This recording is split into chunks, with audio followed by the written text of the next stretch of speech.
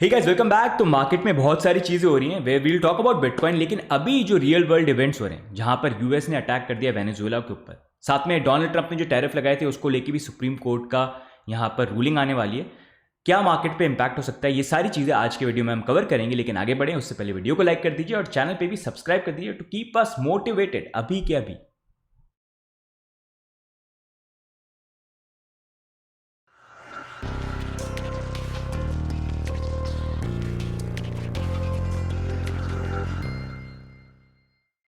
Okay guys, तो सबसे पहले बिटकॉइन की अपडेट की हम बात करते हैं, जहां पर रिसेंटली बिटकॉइन की प्राइस 95,000 के पास में गई थी, अब $90,000 पे आ गई है।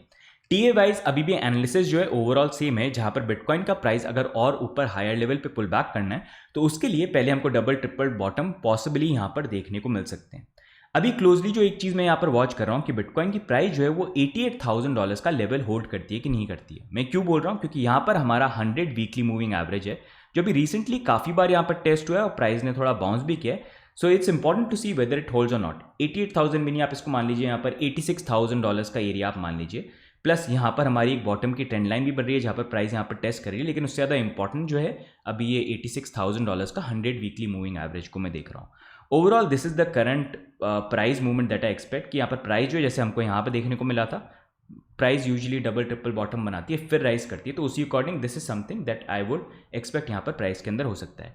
लेकिन अभी इससे इंपॉर्टेंट चीज़ जो यहाँ पर हो रही है वो ये है कि अभी रियल वर्ल्ड जो इवेंट्स हो रहे हैं जहाँ पर चीज़ें बहुत अनप्रेडिक्टेबल हो गई हैं। वैसे पूरा साल ही 2025 का ऐसा रहा है, 2026 भी ऐसे ही स्टार्ट हो रहा है यहाँ पर वर्ल्ड वॉर की पॉसिबिलिटी भी बन जाती है, थर्ड वर्ल्ड वॉर की।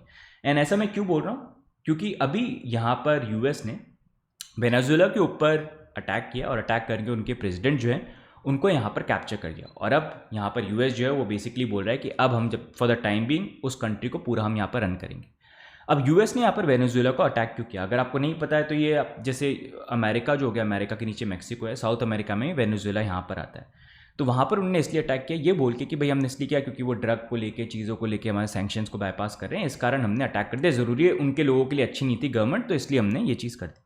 लेकिन रियल रीज़न जो वो ये है कि आज के डेट में ऑयल और रेयर अर्थ मेटल जो है वही सबसे इंपॉर्टेंट चीज़ है। और हमेशा देखो यूएस का भी बेसिकली इतनी मेहनत क्यों करेंगे, ऐसे अटैक क्यों करेंगे जब तक कुछ बेनिफिट यहाँ पर नहीं हो। तो जिसके पास ऑयल है, जिसके पास रेयर अर्थ मेटल्स हैं, वही आज के डेट में काफ़ी इंपॉर्टेंट कंट्री बन जाती है। और जहाँ पर भी ऐसी लोकेशन, जैसे एक टाइम पे नहीं था इंडिया में गोल्ड और इतनी सारी चीज़ें थी तो सारी कंट्रीज ढूंढी थी इंडिया का है, आके लूट के चले गए। तो वैसे ही अब ये रेयर अर्थ मेटल्स, ऑयल काफ़ी इंपॉर्टेंट है, तो जहाँ पर वो है उसको अब यहाँ पर सबकी नज़र उसके ऊपर है। तो वैसे ही यूएस की नज़र यहाँ पर वेनेजुएला के ऊपर थी और वो एक बड़ा कारण था, क्योंकि अगर आप देखेंगे वेनेजुएला के ऊपर ये एक ऐसी कंट्री है जहाँ पर सबसे ज़्यादा ऑयल अभी जो है प्रेजेंट यहाँ पर है। ऑल्दो उस ऑयल को एक्सट्रैक्ट करना, रिफाइन करना थोड़ा कॉस्टली पड़ता है कंपेयर टू अदर कंट्रीज़, लेकिन स्टिल बहुत ज़्यादा मात्रा में यहाँ पर ऑयल है जो काफ़ी इंपॉर्टेंट बन जाता है हर कंट्री के लिए। ये एक बड़ा रीज़न था जिस कारण से यहाँ पर यूएस ने अटैक किया। और एक बड़ा कारण ये भी है कि यूजुअली अगर आप देखेंगे जैसे सऊदी यहाँ पर हो गई, सऊदी तो यहाँ पर यूएस के साथ काफ़ी अच्छे से काम करती तो कोई प्रॉब्लम यहाँ पर नहीं है। लेकिन अगर आप देखेंगे यूएस की स्टार्टिंग से हिस्ट्री रही है जहाँ पर ऑयल है उनकी नज़र हमेशा रहती है। फॉर एग्जाम्पल इराक, जब इराक पर उन्होंने अटैक किया था तो उसका रीज़न ये था क्योंकि क्या होता 1973 के अंदर, मतलब जब ब्रिटेन वुड्स खत्म हो गया था तो यूएस डॉलर की गोल्ड से बैकिंग हट गई थी। तब डॉलर ताकि लोग यूज़ करें और उसकी यूजिबिलिटी वो कैसे चलेगा, तो उसके लिए उन्होंने क्या किया, उन्होंने यहाँ पर सऊदी अरेबिया से बात करी थी। जब उस टाइम पर उनको डर लग रहा था ईरान इराक अटैक वगैरह कर सकते हैं, उनके पास मिलिट्री वगैरह इतनी स्ट्रांग नहीं थी, यूएस ने बोला हम तुमको मिलिट्री वगैरह सब कुछ दे देंगे, तुम अपना जो ऑयल है वो सिर्फ डॉलर में बेचना चालू करो। तो उससे क्या हुआ कि हर कंट्री जो है यहाँ पर डॉलर रखना स्टार्ट कर दिया, ट्रेड डॉलर में स्टार्ट हो गई, डॉलर और स्ट्रेंथन हो गया, उससे बेनिफिट यूएस को मिला। तो इसलिए वो उसको एक तरह से हम national reserve currency US dollar को बोलते हैं ना, इस कारण वो काफ़ी वन ऑफ द रीजन जिसके कारण वो यहाँ पर बना हुआ है। अब जिस कंट्री ने अपोज किया, जैसे इराक ने, कि नहीं भाई हम तो अपने अकॉर्डिंग बेचेंगे, हमको जो ऑयल बेचना है हम तो डॉलर में नहीं बेचेंगे, हम इंडिया को बेचेंगे आईएनआर में, हम चाइना को बेचेंगे उनके युआन के अंदर, रशिया को बेचेंगे रूबल्स के अंदर। तो जब उनको लगा कि भाई हमारी बात से ये मतलब मान नहीं रहे हैं, हमारे डॉलर, पेट्रो डॉलर का जो कॉन्सेप्ट है उसको थ्रेट बन रहे हैं, तो वहाँ पर उन्होंने वहाँ पर अटैक कर दिया था इराक के ऊपर। That was one of the biggest reason, ये बोल के कि उनके न्यूक्लियर वेपन्स बना रहे हैं, लेकिन ये कारण था। अब यही चीज़ जो है ईरान भी कर रहा है, लेकिन ईरान भी ऑयल को लेके वो मतलब they can do all this, लेकिन वहाँ पर क्यों सैंक्शंस लगा रखे हैं, यूएस ने अटैक क्यों नहीं करे, क्योंकि उनके पास न्यूक्लियर वेपन्स हैं, यहाँ पर इराक के पास नहीं थे। अब यहीं पर वेनेजुएला को अगर आप देखेंगे तो वेनेजुएला के पास भी काफ़ी ऑयल वगैरह था, लेकिन यहाँ पर भी प्रेशर बनाने की, कंट्रोल करने की कोशिश थी यूएस की, लेकिन वेनेजुएला माना नहीं यहाँ पर। तो अब उन्होंने यहाँ पर ये बोला कि हम रशिया को बेच रहे हैं, हम चाइना को बेच रहे हैं, बाकी कंट्रीज़ को बेच रहे हैं, हम पेट्रोल ऑयल वाला कॉन्सेप्ट जो है उसको फॉलो नहीं करेंगे। तो ये एक मेन कारण था कि यूएस डॉलर को ये थ्रेट बन रहा था कि भाई ऑयल मार्केट जिसमें पेट्रो डॉलर चलना चाहिए, डॉलर में होनी चाहिए ट्रेड, उसको फिर से कोई डिस्ट्रॉय करने के लिए, डिस्टर्ब करने के लिए यहाँ पर वेनेजुएला एक्शन ले रहा है। तो हम फिर उनके ऊपर मतलब वही चीज़ करी जो इराक के साथ किया था, and that was one of the biggest reason इन्होंने यहाँ पर ये अटैक जो है वेनेजुएला के ऊपर किया। अब यहीं पर अगर आप देखेंगे अभी फॉर द टाइम बिंग उन्होंने अटैक तो यहाँ पर किया है, काफ़ी बड़े रिजर्व हैं आप देख सकते हैं ऑयल के, तो it's very good for US as well in terms of sources. वहाँ की कंपनी जो है वो भी काफ़ी एक्सपैंड वगैरह करेगी एंड मेक इन अमेरिका के प्रोडक्ट्स भी वहाँ पर सेल करने की बात हो रही, तो we'll have to see how it unfolds, but this was the main reason US ने यहाँ पर अटैक किया। अब यूएस यहाँ पर रुक भी नहीं रहा है, अगर आप देखेंगे उसके बाद उन्होंने और कंट्रीज़ को यहाँ पर मेंशन भी किया जिसके बारे में मैं आगे बोलूँगा। लेकिन इन टर्म्स ऑफ जो रिजर्व्स की हम बात करेंगे, यहाँ पर वेनेजुएला के पास ऑयल तो था लेकिन और भी रिजर्व्स हैं, जैसे अगर आप देखिए गोल्ड भी हैं जो काफ़ी इंपॉर्टेंट है, 161 टन्स उनके गोल्ड रिजर्व में, बाकी कंट्रीज़ में उन्होंने अराउंड 31 टन्स रखे हुए हैं। साथ में बिटकॉइन भी उनके पास है। अब आपने कुछ रूमर सुने होंगे कि 600,000 बिटकॉइन यहाँ पर वेनेजुएला के पास है, लेकिन ये रूमर है, इसका कोई ऑफिशियल कॉन्फर्मेशन नहीं है, just number that is all there out there on chain, कोई इसका प्रूफ नहीं है which is floating around. Actual जो कंफर्म नंबर है वो है 240 BTC, इससे ज़्यादा भी हो सकते हैं, लेकिन कंफर्म्ड अभी यहाँ पर है तो हम कंफर्म्ड के बेसिस पे चलेंगे, रूमर तो कुछ भी देखो यहाँ पर हो सकता है। तो these are all these things that are also there. अब यहीं पर यूएस जो है वेनेजुएला में काफ़ी सारी चीज़ अच्छी मिल गई यहाँ पर, अब वो वहाँ पर भी नहीं रुक रहा है, वहाँ पर वो ये भी बोल रहा है कि हम बाकी जो दूसरी कंट्रीज़ हैं उस पर भी उनकी नज़र है, जैसे ग्रीनलैंड को लेके काफ़ी स्टार्टिंग से वो बोल रहे हैं, जो डेनमार्क की एक कॉलोनी है, डेनमार्क यूरोपियन कंट्री जो नेटो के अंदर आती है, लेकिन यहाँ पर ग्रीनलैंड देखेंगे तो पूरा एक मतलब अंटार्कटिका टाइप ही मान लो, पूरा आइस वाइस ही यहाँ पर है, लेकिन ये जो है जगह ये काफ़ी रिच है रेयर अर्थ मेटल्स के अंदर और नेचुरल जो रिसोर्सेज होते हैं उसके अंदर, तो इसी कारण से यूएस जो है इस जगह को डोनाल्ड ट्रंप ने बोला भी है कि हम बाय करना चाहते हैं, और तो डेनमार्क अग्री नहीं कर रहा है।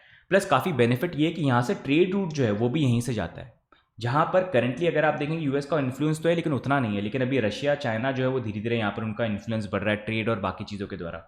तो यहाँ पर यूएस जो है स्ट्रेटेजिकली उनके लिए काफ़ी इंपॉर्टेंट ये जगह बन जाती है, जहाँ पर अगर वो आते हैं तो अपना डोम वगैरह बना सकते हैं, कल को कोई अटैक हो तो उसको इंटरसेप्ट करने के लिए।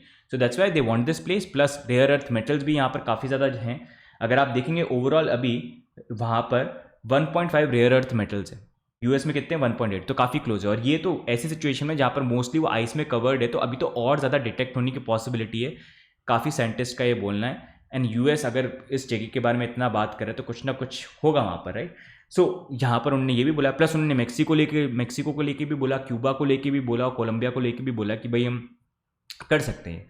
तो ये पूरी ओवरऑल एक टेंशन क्रिएट हो गई। अब इसका इम्पैक्ट क्या होगा वेनेजुएला पे? देखो यूएस ने तो अटैक कर दिया, यहाँ पर अटैक करके इन्होंने यहाँ पर ये जो ऑयल वगैरह ये सब का इनका एक तरह से कैप्चर यहाँ पर हो गया।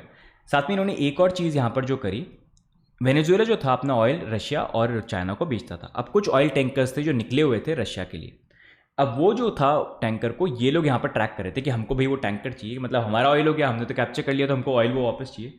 तो वो जा रहा था यहाँ पर रशिया, तो उस बेल का नाम, उस जो शिप का नाम था, जो टैंकर का नाम था उसका नाम था बेसिकली यहाँ पर बेला। बाद में उसको चेंज करा जब उनको लगा डिटेक्ट वगैरह कर रहे हैं, और उसका नाम यहाँ पर दूसरा रख दिया, व्हाट्स वेयर द नेम, मरीनेरा, और उस पर रशियन फ्लैग लगा लिया। लेकिन फिर भी उसके बाद भी यूएस ने ऑपरेशन किया और इस बोट को यहाँ पर सीज और कैप्चर कर लिया। अपेरेंटली इसके पास में एक रशियन सबमरीन भी थी जो फॉलो कर रही थी और देख रही थी क्या हो रहा था, और फाइटर जेट्स वगैरह भी थे, बट यहाँ पर रशिया ने कोई रिटेलिएशन यहाँ पर नहीं दिया। अब ये देखेंगे ये सिचुएशन आप देखो कितनी ज़्यादा आगे बढ़ सकती है, ऑल्दो कंडेम जरूर करा इस अटैक को, लेकिन एक बड़ी चीज़ ये है कि रशिया और चाइना चुप के बैठे हैं। उसका एक बहुत बड़ा रीज़न ये, रशिया जो है अब यूक्रेन के साथ उनका चल रहा है, वो भी तो यही चीज़ कर रहा है ना। जैसे यूएस अभी बोल रहा है कि नहीं वेनेजुएला हमारे लिए सही नहीं है, हमारे लिए थ्रेट है और ऐसा हो सकता है, तो उन्होंने वहाँ पर अटैक कर दिया। रशिया भी तो ये बोल रहा है कि हमारे लिए यूक्रेन अगर नेटो का पार्ट बनेगा थ्रेट है, क्योंकि यूएस आके बैठ जाएगा, हमारी सिक्योरिटी को लेकर चीज़ हो सकती है। तो वो भी वही, तो वो यही बोलेंगे कि भाई हमारा भी यही जस्टिफिकेशन है, हम भी यूक्रेन को पूरा कैप्चर कर सकते हैं। वहाँ पर चाइना ताइवान के साथ वो भी यही चीज़ बोल सकते हैं कि हम भी जो है ताइवान को कैप्चर कर सकते हैं, हमारे लिए काफ़ी इंपॉर्टेंट, ताइवान में यूएस की नेवी वेवी सबके सब है, तो हमारे लिए इंपॉर्टेंट है स्ट्रेटेजिकली। तो इस कारण से ये हो सकता है कि आने वाले टाइम पे हमको ऐसी सिचुएशन और कॉम्प्लिकेट होते हुए देखने को मिल जाए। अभी तो यूएस ने स्टार्ट किया है, क्या भरोसा चाइना भी ये एक्शन ले ले, जो उन्होंने स्टेटमेंट में भी बोला है कि जब यूएस वेनेजुएला पे कर सकता है तो हम भी, हमारे ऊपर भी हक है कि हम ताइवान के साथ ये चीज़ जो है उसको कैप्चर वगैरह कर सकते हैं। तो we don't know in the end होता क्या है, but yeah this is how this entire situation is unfolding and we will see आगे किस तरह से चीज़ें ये प्रोग्रेस होती हैं। बस मेन चीज़ ये, गवर्नमेंट कहीं की भी हो, कुछ भी हो, बातें हज़ारों करते हैं, रीज़न हज़ारों देते हैं, लेकिन काम होता है झूठ बोलना, और एंड में पेले जो जाते हैं वो लोग ही पेले जाते हैं। इसलिए always buy and store bitcoin, right. अब यहीं पर नेक्स्ट मूविंग ऑन, बाकी जो चीज़ें अनफोल्ड होती है, जैसे जब न्यूज़ हुई थी हमने सबसे पहले शेयर किया था हमारे टेलीग्राम और ट्विटर के ऊपर भी, you want to stay updated you can join there. अब यहीं पर हम बात करेंगे मार्केट्स की। तो मार्केट में अभी बिटकॉइन की प्राइस जो है $90,000 के आसपास ट्रेड कर रही है, लेकिन अभी फ्राइडे सैटरडे का टाइम काफ़ी इंपॉर्टेंट रहेगा। क्यों? क्योंकि डोनाल्ड ट्रंप ने जो टैरिफ्स लगाए थे उसको लेके सुप्रीम कोर्ट का डिसीजन आने वाला है, और उस डिसीजन के बेसिस पे मार्केट का रिएक्शन होगा। मैं आपको आइडिया दूंगा किस तरह के डिसीजन ला सकते हैं और क्या मार्केट का रिएक्शन हो सकता है। तो अभी अगर आप यहाँ पर देखोगे 2 डिसीजन आ सकते हैं, या तो जो टैरिफ लगे हुए हैं, जो रूल लगा रखा है उसको लेके सुप्रीम कोर्ट बोले कि नहीं ये लागू है, इसको आप रखो, या फिर दूसरा ये होगा कि नहीं ये लागू नहीं है, आपने गलत यूज़ किया, इसको आप यहाँ पर हटाओ। तो दोनों केसेस में क्या रिएक्शन होगा यहाँ पर? अगर मान लीजिए टैरिफ यहाँ पर आता है और टैरिफ को लेके वो बोलते हैं कि नहीं टैरिफ को आप रखो, टैरिफ को यहाँ पर हटाना नहीं है, उसको आप यहाँ पर रखो, तो सिचुएशन में स्टॉक मार्केट जो है वो स्टॉक मार्केट आपको यहाँ पर नेगेटिव इम्पैक्ट होते हुए देखने को मिल सकता है। जहाँ पर जो प्राइजेज है, इन्फ्लेशन जो है यूएस के अंदर वो बढ़ेगा, क्योंकि अभी अगर टैरिफ बढ़ रहा है तो चीज़ें इंपोर्ट होंगी, तो it will get more expenses as we have covered. साथ में अगर हम यहाँ पर बिटकॉइन की बात करेंगे तो बिटकॉइन की प्राइस के अंदर हमको थोड़ी सी बुलिशनेस देखने को मिल सकती है, क्योंकि यूएस के अंदर अगर इन्फ्लेशन होगा, मतलब अगर टैरिफ के अंदर कुछ चेंज नहीं है, जो रूल है वो रहे यहाँ पर, तो बिटकॉइन के लिए बुलिश यहाँ पर एक सिनेरियो होगा, क्योंकि उससे इन्फ्लेशन बढ़ने के और ज़्यादा हैं जो टैरिफ लगाए हैं डोनाल्ड ट्रंप ने, अगर वो रूल नहीं हटता है यहाँ पर तो स्टॉक मार्केट में नीचे जाने की पॉसिबिलिटी है, लेकिन बिटकॉइन के अंदर प्राइस वाइज बुलिशनेस हमको देखने को मिल सकती है। अब वहीं पर दूसरा सिचुएशन, अगर टैरिफ बोल दिया कि टैरिफ के जो आपने रूल लगाए थे वो गलत है और इसको हटाओ, तो जब वो खारिज किया तो जितना टैरिफ आया है वो पूरा डिस्ट्रीब्यूट भी करना पड़ेगा। तो उस सिचुएशन के अंदर स्टॉक मार्केट जो है बुलिश होगा, क्योंकि वो एक इंडिकेशन देगा कि जो इन्फ्लेशन की पॉसिबिलिटी है, जो टैरिफ के कारण चीज़ें रुकी है, डिसरप्शन आ रहे हैं, वो हट जाएंगे यहाँ पर, तो स्टॉक मार्केट ऊपर जा सकता है। एंड बिटकॉइन की अगर हम बात करेंगे तो इट कैन बी मिक्स, लेकिन थोड़ा स्लाइटली बेयरिश हमको देखने को मिल सकता है, स्पेशली जब न्यूज़ यहाँ पर आए। तो उसी अकॉर्डिंग जब ये न्यूज़ निकल के आएगी, जो कल परसों रहेगी, where will try to keep you updated, वहाँ पर हमको मार्केट में फ्लक्चुएशन देखने को मिल सकता है। We will see in the end bitcoin की क्लोजिंग कहाँ पर होती है, क्या वो $86,000 के ऊपर रहती है, कहाँ पर रहती है, और उसको लेके we will bring further updates. लेकिन if you want to stay update जब भी ये न्यूज़ निकल के आती है, do join our Telegram channel, जिसका लिंक नीचे मिल जाएगा। 2 चैनल्स हैं, साथ में एक्स के ऊपर भी फॉलो कर सकते हो। बाकी आपके क्या व्यू पॉइंट्स है करंटली ये जो वेनेजुएला को लेके हुआ जो सारी चीज़ें चल रही हैं, व्हाट डू यू थिंक? लग रहा है वर्ल्ड वॉर, मतलब अब धीरे धीरे इतने टाइम से बात ही कर रहे हैं, कहीं ना कहीं धीरे धीरे क्लोज सिचुएशन आ रही है कि फ्रस्ट्रेशन आएगा और एक छोटी सी चीज़ और ट्रिगर कर देगी बहुत सारी चीज़ों को? क्या लगता है? Do let me know in the comments and don't forget to like and subscribe on the channel if you learn something new. बाकी मिलते हैं हम नेक्स्ट वीडियो के अंदर, तब तक के लिए bye and take care, see you guys, bye bye.